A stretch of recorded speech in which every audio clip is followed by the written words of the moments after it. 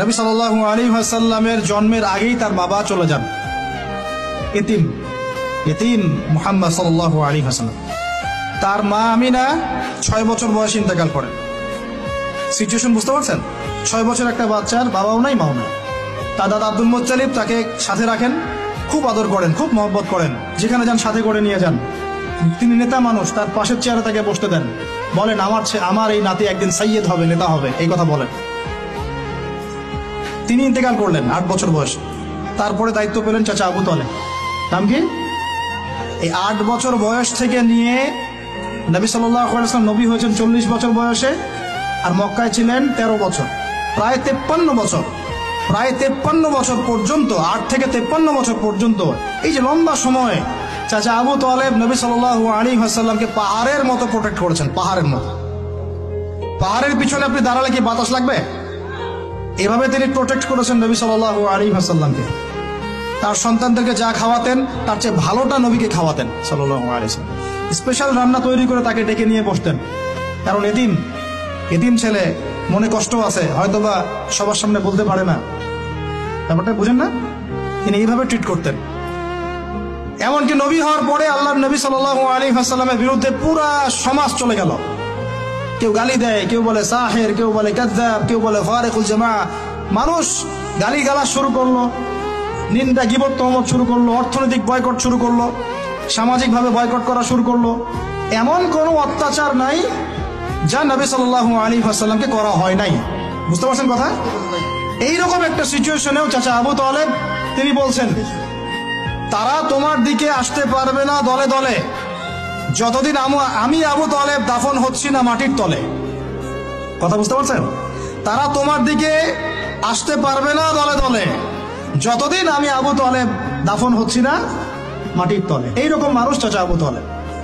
মানে আমরা যারা এখানে উপস্থিত আছি, বাংলাদেশে 16 কোটি মুসলমান, সারা বিশ্বের যে এত কোটি মুসলমান, তার মধ্যে বেশিরভাগ মানুষ, এই বেশিরভাগ মানুষকে যদি আপনি এক পাল্লায় রাখেন, চাচা আবু তালেবের অবদানটাকে আরেক পাল্লায় রাখেন, ওই পাল্লা ভারী হবে ইনশাআল্লাহ। কিন্তু শেষ পর্যন্ত চাচা আবু তালেব কালিমা লা ইলাহা ইল্লাল্লাহ করতে পারলেন না। কথা কি বুঝতে পারতেছেন ভাই? নবী সাল্লাল্লাহু আলাইহি ওয়াসাল্লাম বারবার বলতেছেন, চাচা খালি একটাবার কালিমা পড়েন, আমি আল্লাহর কাছে আপনার জন্য সুপারিশ করব, আমি আপনাকে জান্নাতে নিয়ে যাব, আমি আপনাকে জান্নাতে নিয়ে যাব। চাচা খালি একটাবার সাক্ষ্য দেন, শাহাদা দেন, হলো না। হাদিসের মধ্যে আসছে চাচা আবু তালেবকে জাহান্নামের সবচেয়ে উঁচু স্থানে রাখা হবে, যেখানে তার পায়ের গোড়ালি বা টাকনু পর্যন্ত আগুনে পুড়বে, এতেই তার মগজ টকবক করে ফুটতে থাকবে, নাউযুবিল্লাহ। নবী সাল্লাল্লাহু আলাইহি ওয়াসাল্লাম বলেছেন, আমি যদি না থাকতাম তাহলে আমার চাচাকে আরো নিচে রাখা হতো। এত কিছু করার পরেও ইসলাম কবুল না করার কারণে এই অবস্থা হলো। এখন কি ভাই আমি বুঝতে পারছি যে আল্লাহ পাক যে আমাদেরকে বিনা জিজ্ঞাসাবাদ করেই মুসলিম পরিবারে জন্ম দিয়েছেন, আল্লাহ পাক আমাদের উপর কত রহম করেছেন, আমাদের কত কৃতজ্ঞতা স্বীকার করা উচিত।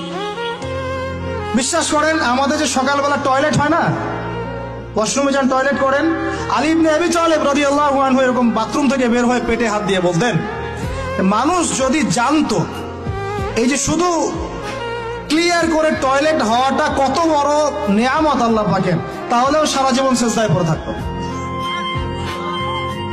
আমরা এগুলো বুঝি না, শ্বাস নেওয়ার নেয়ামত বুঝি না, পানি পান করছি, পানি আল্লাহ পাক দিয়েছেন, এটার নেয়ামত বুঝি না, গরম পানিতে ওযু করে আসলেন, নেয়ামত বুঝি না, সুস্থ আছি, নেয়ামত বুঝি না, প্রত্যেকটা অর্গান ভালো আছে শরীরের, নেয়ামত বুঝি না, রক্ত চলতেছে, নেয়ামত বুঝি না।